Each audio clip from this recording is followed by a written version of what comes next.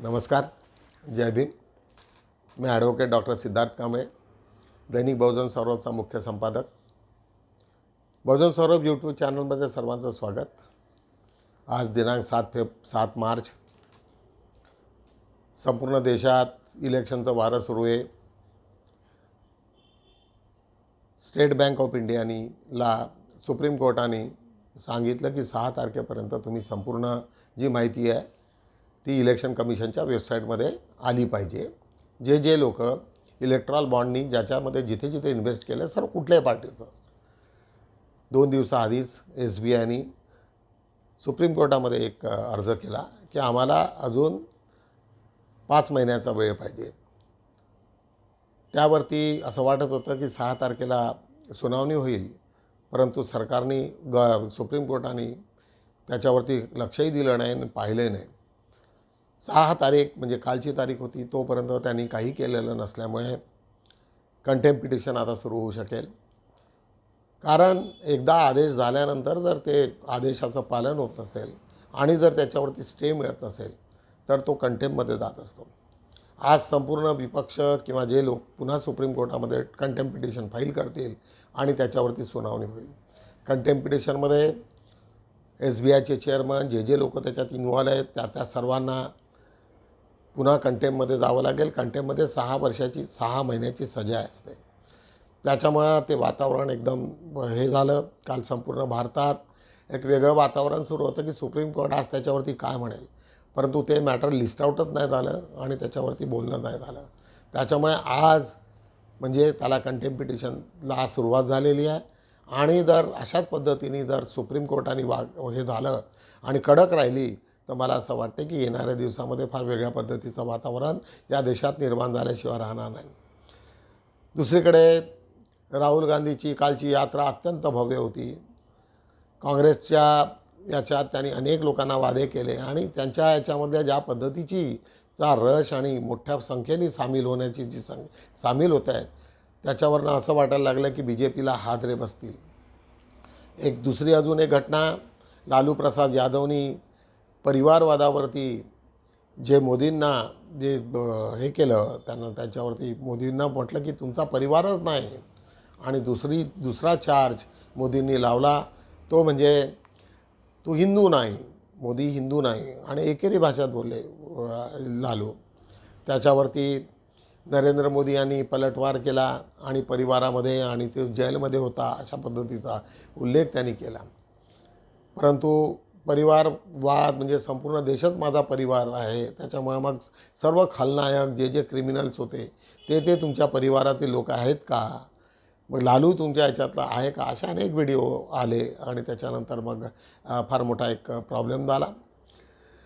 ह्या सर्व याच्यामध्ये पुन्हा एक स्मृती इराणी अमेठीतनं उभी होणार, राहुल गांधी तिथेच उभं होणार। त्याच्यावरती मोठ्या प्रमाणामध्ये व्हिडिओज आलेले आहेत की आता स्मृती इराणींनी जे काही केलं आहे त्याच्याबद्दल लोकांमध्ये असंतोष आहे आणि यावेळेस लोकांची भूमिका काय राहील। जरी तिथे 5ही आमदार जरी BJPचे असले तरी तिथली परिस्थिती मात्र आता संपूर्ण बदलण्याची दिसते आहे।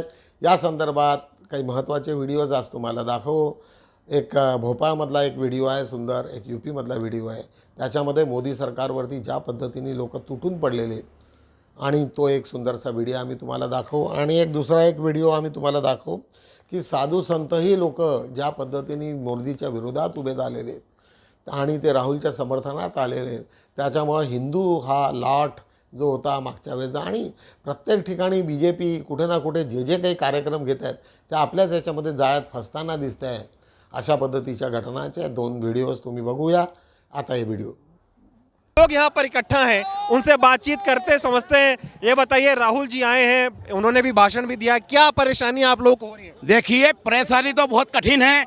लोकतंत्र की हत्या हो रही है, तो लोकतंत्र की हत्या के लिए माननीय राहुल गांधी जी ये न्याय यात्रा निकाल रहे हैं। हमें न्याय नहीं मिल रहा है, लोकतंत्र को न्याय नहीं मिल रहा है, इसलिए ये न्याय यात्रा निकालने बहुत ही महत्वपूर्ण यात्रा निकाल रहे हैं। विशेषकर किसानों कौन लोकतंत्र की हत्या कर रहा है? ये नरेंद्र मोदी जी, BJP पार्टी, नरेंद्र मोदी जी की पार्टी ये लोकतंत्र की हत्या कर रही है। ये लोकतंत्र को समझ नहीं रहा है और ये अपना भलाई चाह रहा है, लेकिन इस देश में अव्यवस्था फैल रही है। व्यवस्था फैल रही। 14 में मोदी जी आए थे, बोले थे सब ठीक कर दूंगा, कुछ हुआ? कुछ भी नहीं हुआ अभी तक। केवल झूठा आश्वासन दे रहा है, झूठा आश्वासन दे रहा है किसानों को। ये बताओ देश का सबसे झूठा प्रधानमंत्री कौन है? देश का अच्छा प्रधानमंत्री अगर आने वाला है तो राहुल गांधी जी रहेगा। सबसे झूठा? सबसे झूठा नरेंद्र मोदी। कह रहे हैं कि उन्होंने सारा पैसा देश का व्यापारियों को दे दिया है, गरीबों को लूट। कुछ नहीं दिया, गरीबों को लूटा ही है नरेंद्र मोदी ने, कुछ नहीं दिया। की बार आएंगे? यहाँ महिलाओं पे अत्याचार बढ़ रहा है, दिन पे दिन दलितों पे अत्याचार बढ़ रहा है। यहाँ न्याय की कोई व्यवस्था नहीं है। इस देश में न्याय की हत्या हो रही है, बिल्कुल न्याय की हत्या हो रही है। बीजेपी वालों ने कुछ नहीं किया। कुछ नहीं किया, बीजेपी वालों ने केवल लूटा है। बोले थे 15 लाख देंगे, घर देंगे। अरे 1 रुपया भी नहीं दिया आज तक, खाते में 1 रुपया भी नहीं आया खाता में। सबका सब झूठा वादा है, टोटल झूठा वादे। बोले थे देश बदल देंगे। अरे कोई नहीं बदला है, क्या देश बदल देंगे? ये खुद नहीं बदल पा रहे। अरे खुद कोई नहीं बदल पा रहे, अरबपति हो गए, नहीं बदल पा रहे। अरे बदल तो दिया, खुद को गरीब थे, अब सूट बूट पहनते हैं। 15 लाख अभी बहुत गरीबी है देश के अंदर, अभी भूख मरी है, अभी भूख मर रहे लोग। समस्या मध्य प्रदेश के अंदर बहुत बेरोजगारी है, हजारों युवा बेरोजगार है और यहाँ के सीएम और किसानों को वैध भाव नहीं मिल रहा है। किसानों की समस्या, युवा की आय तो दोगुनी करने आए। अरे कहाँ हो गई दुगनी? खर्चा दुगना हो गया, आय नहीं हुआ, खर्चा दुगना हो गया। किसान आत्महत्या कर रहा है, किसान आत्महत्या कर रहा है, किसान मरे जा रहे हैं अपने फसल के लिए। कुछ नहीं मिल रहा है किसानों को, केवल झूठा वादा है। मनमोहन सिंह महिलाएं भी है, महिलाओं से बात करते हैं। ये बताइए महिलाओं के साथ किस प्रकार का अत्याचार इस सरकार में हो रहा है? महिलाओं के लिए, युवाओं के लिए रोजगार की सबसे बड़ी समस्या है। देखिए मध्य प्रदेश महिलाओं में नंबर 1 पे अत्याचार। शर्म आनी चाहिए ऐसे मुख्यमंत्री को जो बहनों की बात करता है, महिलाओं के आगे बढ़ाने की बात करता है। लेकिन मध्य प्रदेश में जब बेटियां सुरक्षित नहीं रहेंगी तो महिलाएं आगे कहां से बढ़ेंगी? लाडली बहनों ने तो जिता दिया पैसा लेके। देखिए ये लाडली बहना ने नहीं जिताया, लाडली बहनों को खरीदा गया है सिर्फ वोट का लालच देके। चुनाव के समय ये मामा को 18 साल से लाडली बहनों की याद क्यों नहीं आई थी?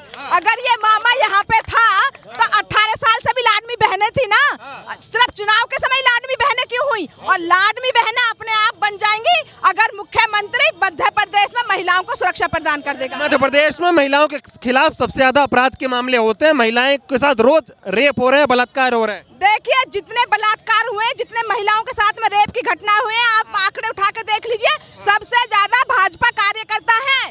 तो महिलाओं को हम भाजपा से बचाए कि भाजपा के कार्यकर्ताओं से? और मुख्यमंत्री जी कहते हैं मेरी बहनें, मेरी बेटियां, बेटियों को पढ़ाओ, आगे बढ़ाओ। अरे मुख्यमंत्री जी शर्म कीजिए, जब ये बच्चियां बचेंगी तभी तो आगे बढ़ेंगी, तभी तो पढ़ाई करेंगी। मोदी जी भी तो बोल रहे हैं महिलाओं को गैस सिलेंडर दे दिया, महंगाई कम कर दी। देखिए मोदी जी ने तो 7 वचन गारंटी दी थी मोदी बहन को भी, लेकिन वो 7 वचन तो निभा नहीं पाए। तो ये महिलाओं के साथ में कौन सा वचन निभा देंगे? सिर्फ गारंटी देते हैं। वो गारंटी शब्द कहाँ गया? पहले ने विकास की बातें करी थी, विकास तो इनसे हुआ नहीं, लेकिन अब गारंटी लेके आ गए। अरे जो मोदी अपनी बीवी की गारंटी नहीं ले सकता, वो देश की क्या गारंटी लेगा? जिसमें भारतीय जनता पार्टी हर रूप से, हर एजेंडे से, ईवीएम से लेकर अधिकारी से लेकर के कर्मचारियों से लेकर के सबको सेटिंग वेटिंग करके ये चुनाव जीतने के फिराक में है, पेपर दे करके। और जब अपनी गुहार कर रहा है उसको लाठी मारा जा रहा, आंदोलन करने का अधिकार ये भारतीय जनता पार्टी छीन ले रही है। 8 वोटों को इस तरह से अनवैलिड करवा देते हैं। अनवैलिड करवा के सत्ता के लिए एक हवा बनाने के लिए ऐसे करते हैं। पूरे विश्व में आज शर्मसार हो रहा है। तो इसे ये सिद्ध होता है जब एक छोटे चुनाव में इतने बड़ी बड़ी हस्तियां लग जाती हैं, तो ये तो पार्लियामेंट का चुनाव है, देश का सबसे बड़ा चुनाव है। तो इस तरह से ईडी सीबीआई जैन को तोड़ दिया गया। अगर आपको इतना है, इतना गर्सा, इतना काम किया, जैन को लेने, चवन्नी को लेने क्या जरूरत थी? स्वामी प्रसाद को तोड़ने क्या जरूरत है? क्योंकि इनका हिंदू कार्ड खत्म हो गया, इसलिए इन्होंने बिहार में नीतीश को तोड़ा, जैन को तोड़ा, पल्लवी पटेल को, स्वामी प्रसाद मौर्य, झारखंड में इन्होंने यही किया, महाराष्ट्र में यही किया। ये अगर ईवीएम की गारंटी है, विश्व शर्मसार हो गया। अरे कौन ऐसी देवी शक्ति आ गई है? वो ईवीएम के भरोसे बोल रहे हैं, ईवीएम के ऊपर, क्योंकि ये चंडीगढ़ का जैसे चुनाव हुआ, कई हल्द्वानी जैसी घटना करते हैं, मुफ्ती अजहरी को गिरफ्तार किया जाता है एक बयान पर। आप किसान आंदोलन कर रहा है, उनको खालिस्तानी बताया जा रहा है, उनके ऊपर गोले दागे जा रहे हैं, उनके राहों में लोहे की कील ठोकी जा रही। वाह रे रामराज वाली। अगर रामराज की ये सरकार है तो रामराज किसे कहा जाएगा? रामराज लाए हैं, कृष्ण को लाएंगे, विजय माल्या को कब लाएंगे? अरे नीरव मोदी को कब लाएंगे? अच्छा दिन कब लाएंगे? हवाई चप्पल पहनने वाले को हवाई जहाज का टिकट कब लाएंगे, और ये फिर डीजल पेट्रोल सस्ता कब लाएंगे, गैस सिलेंडर सस्ता कब लाएंगे, नौजवानों को नौकरी कब देंगे, महिला को सुरक्षा कब देंगे, ये अमन चमन कब देंगे। हम जानते हैं कि जो इंडिया अलायंस की जो बात हो रही है कि कभी कल सुनने में आ रहा था कि टूट रहा है, आज सुनने में आ कि फिर से अखिलेश यादव का पीसी हो रहा है, आज फिर से इंडिया अलायंस ज्वाइन कर लेंगे। तो स्वामी जी, इंडिया अलायंस बनने से पहले इतना बिखरते हुए ज़्यादा नाम चर्चा में विषय बना। देखिए, विषय बनाओ घर का बंटवारा है, तो घर में बंटवारा हो रहा है, ये विषय बना रही है भारतीय जनता पार्टी और जो गोदी मीडिया है, इससे बना रही है जवान तो भला तो सब भला। तो इससे कोई ये फर्क नहीं। सवाल इंडिया गठबंधन का नहीं है, सवाल भारतीय जनता पार्टी की नीतियों से, जो देश में नफरत, बेरोजगारी, महंगाई, भ्रष्टाचार, लूट, हत्या, छिनैती, किसानों को खालिस्तानी कहना, ऑफिसर को खालिस्तानी कहना, ये जो सवाल सबसे बड़ा बुनियादी मुद्दा ये है। आज उत्तर प्रदेश में जो इंडिया गठबंधन पे आज पीसी होने जा रही है, हो रही है, प्रदेश अध्यक्ष माननीय नरेश उत्तम पटेल और कांग्रेस के अध्यक्ष माननीय अजय राय जी जो कर रहे हैं, ये कि मजबूत का ये गठबंधन, इंडिया गठबंधन जो है, ये देश के बड़े नेताओं का गठबंधन है, संविधान बचाने का गठबंधन है, लोकतंत्र बचाने का गठबंधन है, महंगाई दूर करने का ये गठबंधन है, बेरोजगारी दूर करने का ये गठबंधन है। और उत्तर प्रदेश में जो अराजकता, जंगल राज कायम हो गया है, उसको भगाने का ये गठबंधन है। ये बुलडोजर बाबा का नाम देकर भय चला रहे हैं। जो एक जात की बात है, बुलडोजर लेके पहुंच जा रहे हैं। एक अगर किसी किसान की बात है तो वहां ईडी, सीबीआई से लेकर के एक से बड़े बड़े अधिकारी पहुंच जा रहे हैं। पेपर लीक हो रहा है, बुलडोजर का लापता हो जा रहा है। ये नौजवानों के साथ छल, धोखा, कपट सब हो रहा है। इसलिए ये गठबंधन का हम स्वागत करते हैं। इसी के उत्तर प्रदेश में इंडिया गठबंधन होने के बाद पीडीए ही एनडीए को हराएगा, संविधान लोकतंत्र बचाएगा, महंगाई भगाएगा, संविधान लोकतंत्र बचाएगा। जो समाजवादी का जो मेन चेहरा जो देखा जाए, जो मुख्य नेता जो थे, मजबूत नेता थे, स्वामी प्रसाद मौर्य थे, पल्लवी पटेल थी, तो ये सभी लोग देखा जाए कि ये समाजवादी से कट गए और इस्तीफा दे दिए। ये आप इनको समाजवादी के नेता कह रहे हो मजबूत थे? जो संघर्ष का आदी होता है वही समाजवादी होता है।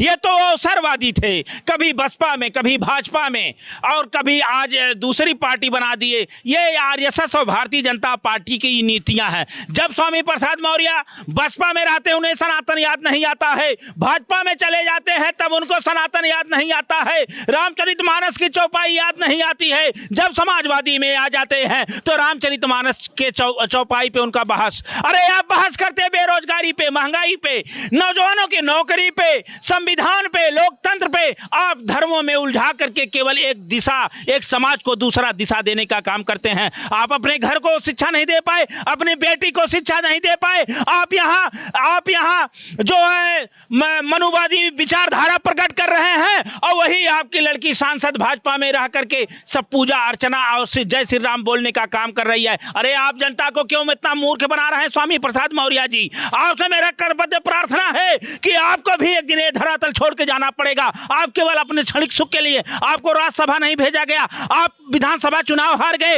आदरणीय अखिलेश यादव जी ने आपको विधान परिषद में भेजने का काम किया, महासचिव बनाने का काम किया, और काम ये बनाने के बाद आपका बयान एक दिशा तय वो कर रहा है जिससे भारतीय जनता पार्टी को फायदा हो रहा है। ये देश की जनता जान रही है, नौजवान जान रहा है। आप जब आए हैं पल्लवी पटेल की बात आप कर रहे हैं। अगर अखिलेश जी ने अपना सैंपल नहीं दिया होता तो डिप्टी सीएम को कैसे हरा पाते? जयंत चौधरी बोले मैं चवन्नी नहीं हूं, आज चवन्नी डॉलर में बदल गया। स्वर्गीय चौधरी चरण सिंह के विचारधारों को उन्होंने लात मार करके जाकर के वहां अपना झंडा गाड़ने का काम किया। तो ये देश, ये जनता जान गई है। क्या स्वामी प्रसाद मौर्य के अलग हो जाने से महंगाई दूर हो गई? क्या भ्रष्टाचार खत्म हो गया? क्या परिस्थितियां बदल गई? नहीं, ये लोग ये लोग अवसरवादी हैं। अपने सुख के लिए, व्यक्तिगत स्वार्थ के लिए, व्यक्तिगत ऐशो आराम के लिए, व्यक्तिगत निर्माण के लिए समाजवादी विचारधारा छोड़ के चले गए। जब ये देश का नौजवान खड़ा होकर के आज अपनी पेपर देख करके और जब अपनी गुहार कर रहा है, उसको लाठी मारा जा रहा, आंदोलन करने का अधिकार ये भारतीय जनता पार्टी छीन ले रही है। ऐसा कानून लाके लगा दे रही है, जब उनको बोलना होता है तो सारा का सारा कानून देखा करके बोलने का काम करते हैं, और जब विपक्ष बोलता है, किसान बोलता है, मजदूर बोलता है, नौजवान बोलता है, पुरानी पेंशन बहाली के लोग बोलते हैं, अग्निवीर जैसी योजना के बारे में बोला जाता है, सैनिक भर्ती में जितने लोग लाखों नौजवान एडमिट कार्ड लेके घूम रहा है, अगर वो अपनी आवाज़ बोल रहे हैं तो उनके आवाज़ को दबा दिया जाता है, क्योंकि इनका हिंदू कार्ड खत्म हो गया। इसलिए इन्होंने बिहार में नीतीश को तोड़ा, जयंत को तोड़ा, पल्लवी पटेल को, स्वामी प्रसाद मौर्य, झारखंड में इन्होंने यही किया, महाराष्ट्र में यही किया। ये अगर ईवीएम की गारंटी है, विश्व शर्मसार हो गया।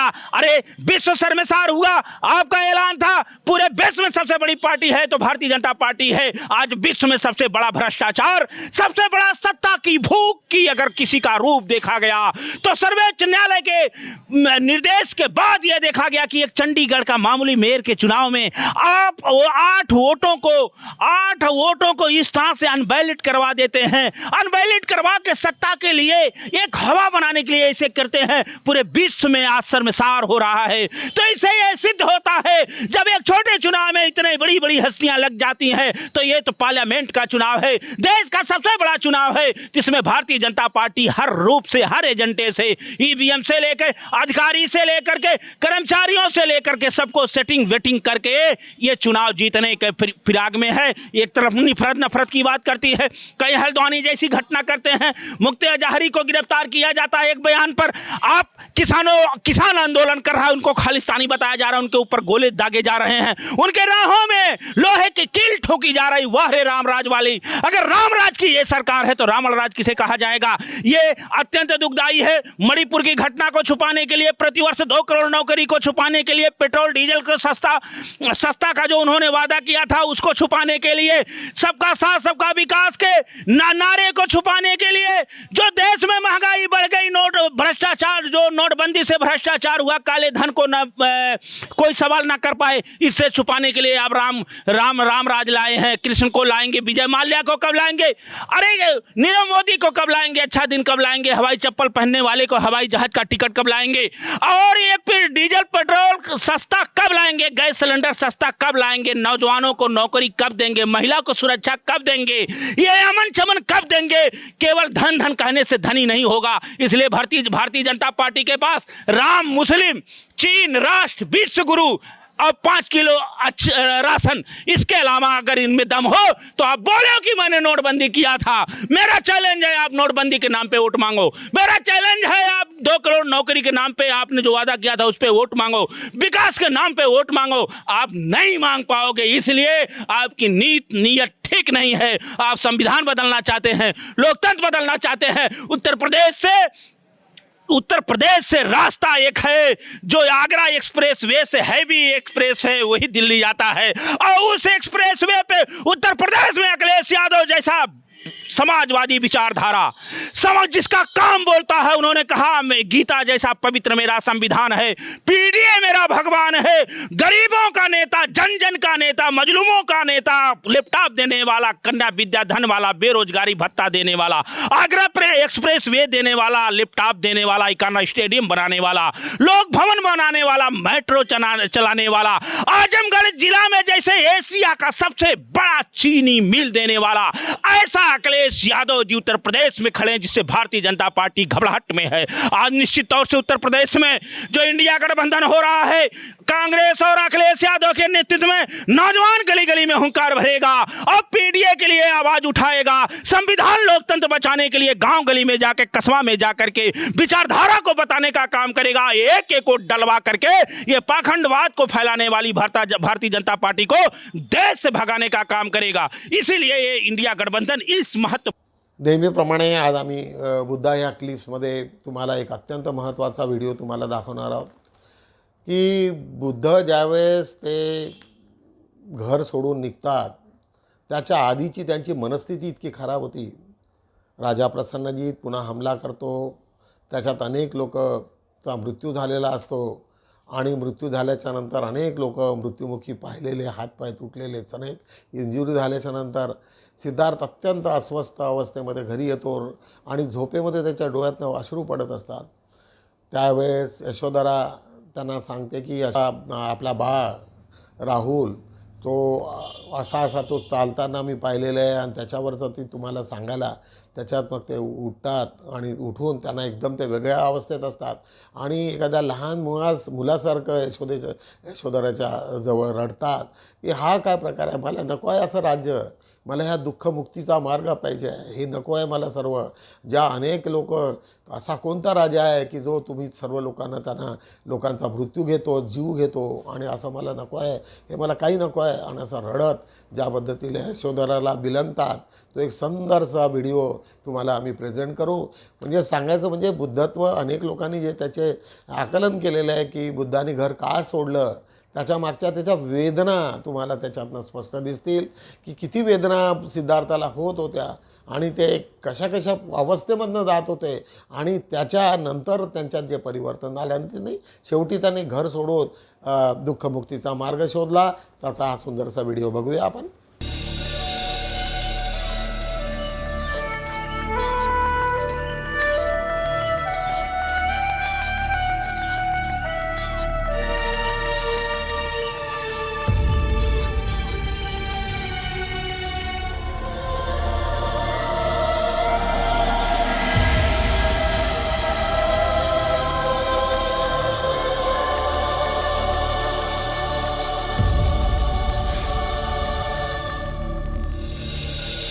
एक युद्ध और चारों ओर दुख का साम्राज्य छा गया. मनुष्य सोचता कुछ और होता कुछ और.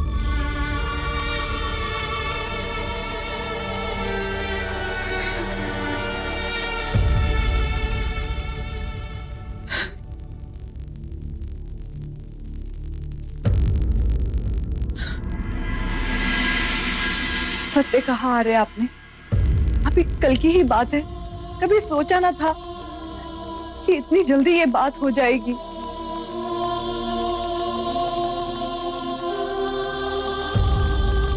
आपने पूछा नहीं आर्य कि क्या हुआ?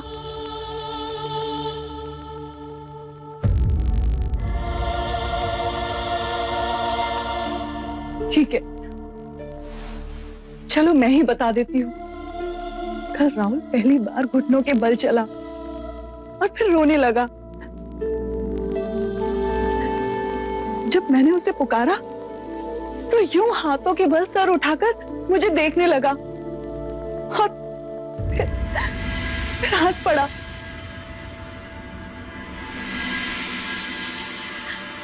आपके पुत्र के हाथों में बड़ी ताकत है, बिल्कुल आप ही की तरह. हाँ, बड़ी ताकत, और आयु के साथ वो और बढ़ेगी. हाथ और शक्तिवान होंगे, तलवार थामेंगे और फिर मनुष्य होकर भी वो मनुष्य का सर काटेंगे या कटवाएंगे. ये क्या कह रहे हैं यार? अपने राज्य की रक्षा करना धर्म नहीं? मैं इस धर्म में नहीं मानता. सच कहूं तो मैं ईश्वर को भी नहीं मानता. ये क्या अनर्थ बोल रहे हैं यार? हाँ वो होता ईश्वर तो ये भयानक विनाश नहीं होने देता. क्यों मनुष्य को जन्म देकर दुख के मार्ग दौड़ाता? क्यों मनुष्य की आंखों में शत्रुता का वृक्ष बढ़ता और अहम का तांडव रचता? क्यों वो विकारों के पीछे मन को भटकाता? क्यों ये युद्ध होता और प्राणों की आहुति दी जाती? क्यों सरहदों के विस्तार को क्षत्रिय प्रगति का नाम देते? क्यों वेद और पुराण शूद्रों के लिए निषेध होता? तुम कदाचित ही मानोगे, पर एक उपवन में जितने पुष्प उगते हैं उससे अधिक शवों को देखकर आया हूं मैं. नहीं चाहिए मुझे राजपाट, नहीं बनना मुझे राजा. मुझे केवल दुख से मुक्ति का मार्ग चाहिए. मुझे शांति चाहिए. मुझे शांति चाहिए. शांति चाहिए. आज बघूया, आज आपण बहुजन सौरभचा आढावा घेऊया. आज आमचा जे मुख्य टायटल आहे, जे टायटल आहे नरेंद्र मोदी हिंदू नाहीत. पटना येथील लालू प्रसाद यांच्या विराट सभेमुळे विरोधकाचे धाबेदन आणले. लालू प्रसाद यादव हे तुम्हाला माहिती आहे की अत्यंत विनोदी बोलतात आणि संपूर्ण बिहारला त्यांनी अनेक वर्ष राज्य केलं आणि आजही त्यांच्यावरती इतके लोक फिदा आहेत की त्या दिवशीच्या सभेमध्ये 12 ते 13 लाख लोक तिथे होते आणि त्यांच्यासोबत त्यांनी सांगितलं की हा मोदी कसा हिंदू राहू शकतो, आईच्या मृत्यूनंतर ज्यांनी मिशी आणि दाढी नाही काढली असा माणूस कसा काय हिंदू होऊ शकतो, अशा पद्धतीचे प्रश्न त्यांनी उपस्थित केलेले आहेत. त्याच्याच बाजूला आजच्या पाणीकवरती वनरक्षक भरती प्रक्रियेदरम्यान उमेदवाराचा मृत्यू, जवळच त्याचा फिजिकल टेस्टमध्ये तो पडला 5 मिनिटाच्या अंतराच्या आधीच आणि तिथेच त्याचा मृत्यू झाला. महायुतीच्या बैठकीत काय ठरले, BJPची महायुतीची बैठक झाली आणि त्याच्यात सर्वच लोकांनी, शिंदे गटाने आणि भुजबळांनी तेवढ्या इक्वल जागा मागितल्या एका दुसऱ्याला, त्याच्यामुळं तिथला काही पेच अजून सुटलेला नाही. महाराष्ट्रामधला शुभकरण सिंग या तरुण शेतकऱ्यांचा मृत्यू गोळी झाल्यामुळेच तुम्हाला माहिती आहे की शेतकऱ्याचं आंदोलन सुरू होतं आणि तिथे पोस्टमॉर्टमचा रिपोर्ट आल्यानंतर असं कळलं की त्यांच्या डोक्याचे स्कल हे तुकडे तुकडे झालेले होते आणि ते फक्त आणि फक्त गोळीमुळे होऊ शकतात. त्याचा मृत्यू गोळीमुळे झाला, अशा पद्धतीची बातमी. एक कलकत्त्याची बातमी आहे, शेख शहाबुद्दीनचा ताबा CBIकडे देण्यास पश्चिम बंगाल पोलिसांचा नकार. तुम्हाला माहिती आहे की शेख शहाबुद्दीनला CBIचे लोक पकडायला आले, EDचे लोक पकडायला आले, पण तो तिथल्या जमावाने त्यांना इतकं मारलं की त्यांना पळून जावं लागलं आणि पश्चिम बंगालने त्याला मात्र सोडलं नाही, त्यांना CBIच्या हाती दिलं नाही. ते मॅटर संपूर्ण हायकोर्टात गेलं. हायकोर्टाने त्यांना सांगितलं, डायरेक्शन दिल्यात की तुम्हाला ताबडतोब त्यांना CBIच्या हाती द्यावं लागेल, परंतु पश्चिम बंगाल ही पुन्हा सुप्रीम कोर्टात गेली आणि त्याच्यात त्यांनी तोपर्यंत त्यांना ती काही कस्टडी दिलेली नाही, अशा पद्धतीची ती बातमी आहे. म्हणजे हायकोर्टाच्या नंतरही सुप्रीम कोर्टामध्ये जरी दाखला केला तरी तो त्यांना CBI म्हणू शकत नाही, अशा पद्धतीची ती बातमी आम्ही घेतलेली आहे. जेवढ्या जागा शिंदेंना तेवढ्याच जागा राष्ट्रवादींना द्यावा, भुजबळ यांनी सांगितलेलं आहे की शिंदेनी ज्या पद्धतीने बार्गनिंग केलं, कारण BJPच्या बार्गनिंगमुळे आज पूर्ण त्यांनी आपापले राष्ट्रवादी पक्ष आणि ठाकरे गट फोडला, त्याच्यात उद्धव ठाकरेंचा गट फोडला, त्याच्यामुळे आता जे BJPला त्यांनी ज्या पद्धतीने सपोर्ट केला, आता त्यांची बार्गनिंग पॉवर वाढली. ते म्हणाले की नाही, आणि BJPला वाटलं की आपण कधीही यांना खेळवता येईल आणि काही नाही दिलं तरी चालेल, पण त्याच्यामुळे आज पुन्हा तो दोन्ही गट त्यांनी आपापल्या पूर्ण हिस्सा मागितलेला आहे. त्याच्यामुळे BJPच्या समोर एक मोठी समस्या निर्माण झालेली आहे. त्याच्या शेजारी आज आम्ही बाबांना निवडून आणणारच राजेंची डरकाळी. आज त्याच्यात शाहू महाराजांच्या उमेदवाराची घोषणा, ही आज आमच्या कोल्हापूरची बातमी, ती आज आम्ही लावलेली आहे.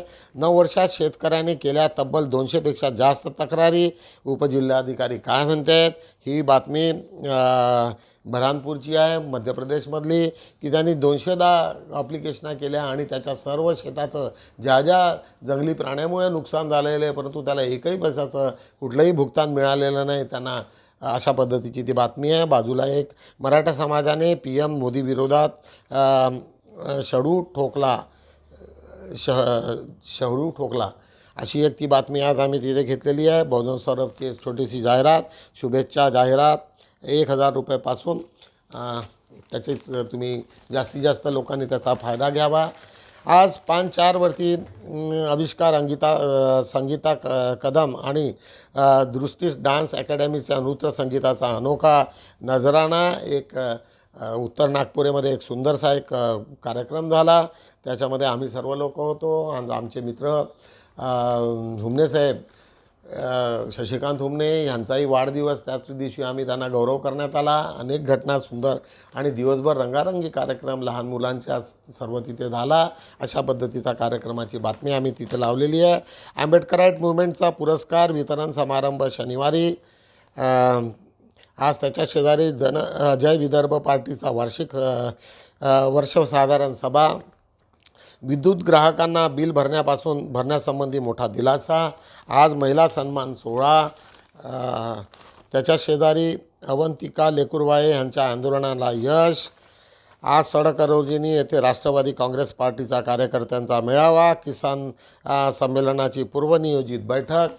अशा पद्धतीने 5/4 आम्ही संपवलेलं आहे. अग्रलेखामध्ये आम्ही महत्त्वाचं आजचं त्याआधी आज आमचं जे टायटल आहे मेहनत नावाचा मित्र सोबत असला की अपयश नावाच्या शत्रूची भीती वाटत नाही. आज आमचं ब्रीदवाक्य आजच्या पेपरचं, मेहनत नावाचा मित्र सोबत असला की अपयश नावाच्या शत्रूची भीती वाटत नाही. आज आमचा अग्रलेख बघूया. हुकुमशाहीचे दुष्परिणाम सर्वांनाच भोगावे लागणार. ज्या पद्धतीने आज अमित शहा मोदी यांनी ज्या हुकुमशाहीचा जो वापर करून संपूर्ण राज्यघटना आपल्या ताब्यात करण्याचा जो प्रयत्न केला, परंतु तो कसा कसा फेल होत गेला, कुठल्या पद्धतीने होत गेला, त्याचं संपूर्ण चित्रीकरण सर्व आम्ही संदर्भासहित आजच्या अग्रलेखामध्ये टाकलेलं आहे. आज त्याच्याच खाली भगवान बुद्धाच्या शिकवणीचे लक्षणे हा सुंदरसा लेख भाग 7 हा R.K. जुमडे यांनी लिहिलेला आहे. अत्यंत महत्त्वपूर्ण तो लेख त्यांनी बुद्धाच्या शिकवणीवरती दिलेला आहे. आज त्याच्या शेजारी अविनाश टिपले यांचा एक सुंदरसा लेख सत्तेसाठी नीती आणि संघर्ष, ज्या पद्धतीने मोदी सरकार नीतिमत्तापूर्ण खोवून बसलेली आहे आणि त्याच्या सत्तेसाठी ज्या पद्धतीचा संघर्ष आहे त्याच्यावरती एक सुंदरसा लेख. त्याच्याच खाली वामन शेळमाके यांचा आदिवासींचे मरण स्वस्थ होत आहे. नेहमीप्रमाणे त्यांनी आदिवासींच्या समस्या मांडून आज हा सुंदर लेख रंगवलेला आहे. नेहमी ते सातत्यानं लिहित असतात पुस्तक फॉर्मॅटमध्ये, पुस्तकाच्या रूपानं. आता त्यांचे अनेक पुस्तकं आदिवासी याच्यावरती येतीलच. आज पान 3 वरती बघूया. आज आम्ही महत्त्वाचं लेख आहे प्रदीप ढोबळे यांचा 12-12-12 नाही तर सर्वांचेच 3-13. जर आता तीनही पार्ट्या मिळून तुम्हाला इथे आहेत की उद्धव ठाकरे, शरद पवार आणि काँग्रेस अशा तिघांचं इथे मिलन आहे. सर्वांना 12-12 36 पोस्ट अशा पद्धतीने वाटल्या जातील अशा पद्धतीची एक बातमी आहे. त्याच्यात कमी जास्त थोड्याफार प्रमाणामध्ये एक दुसरे सोडण्याची शक्यता आहे, परंतु 12 मात्र याच्यात आहे. समजा जर प्रकाश आंबेडकर तर त्याच्यात सामील झाला तर ज्या ठिकाणी 12चा असेल त्या दिवशी ते आपले 1-2 जागा त्यांच्यासाठी सोडण्याची तयारी आहे. अशा पद्धतीचं संपूर्ण समीकरण महाराष्ट्रामध्ये होण्याची शक्यता आहे. कमीत कमी 12-12-12 हा तरी आकडा त्यांनी पद्धतशीरपणे मांडला आहे. आज पुन्हा भाजपाची एक खतरनाक प्लॅनिंग ज्याने सारी दुनिया आश्चर्यचकित आहे एक स्पष्ट, आणि त्यांच्या मागे त्यांचं जे स्पष्टीकरण देणारा एक सुंदरसा लेख ॲडव्होकेट राजेंद्र वर्मा याला भाषांतरित केलं. मीनाक्षी दमयंती हिने केलेलं आहे. अत्यंत सुंदर, जेणेकरून ते ह्या इलेक्शनमध्ये ते कोणते हातखंड करणारे आहेत, मागच्या वेळेस काय केलं आणि त्यांचा भयानक प्रकार हा सर्व आम्हा लोकांना माहिती असला पाहिजे, जेणेकरून येणाऱ्या इलेक्शनमध्ये आपल्या लोकांना प्रचार करताना हा सर्व लोकांना सांगता आला पाहिजे की आज BJP कोणत्या थरावरती जाऊन काय पद्धती अवलंबते आहे ह्यावरती सर्व हा उजेड पाडणारा हा लेख. बौद्ध विवाह विधी पद्धत व अटी आज शंकर दमके यांचा हा सुंदरसा लेख की बौद्ध विवाह पद्धती कशी असली पाहिजे आणि त्याच्या नैतिकताच्या आधारावरती आपण त्याचं अंमल कसं करता येईल अशा पद्धतीने आम्ही बहुजन सौरभचा आढावा घेतलेला आहे. तुम्हा सर्व लोकांना पुन्हा विनंती आहे की जर आमचा न्यूजपेपर आणि PDF जर तुम्हाला आवडत असेल तर जास्तीत जास्त लोकांना स्प्रेड करा. मोफत वाचायचा असतो, त्याच्यामुळे आम्हा लोकांना धंदा करायचाच नाही आहे. आम्ही लोकांसाठी करतो आहे. आम्हाला कुठलंही कोणाकडनं सबस्क्राईब करण्याची आता गरज नाही आहे. सबस्क्राईब पण ज्या लोकांना शक्य होत असेल नागपूरसारख्या ठिकाणी तर गोंदियासारख्या ठिकाणी त्यांनी सबस्क्राईब करावं.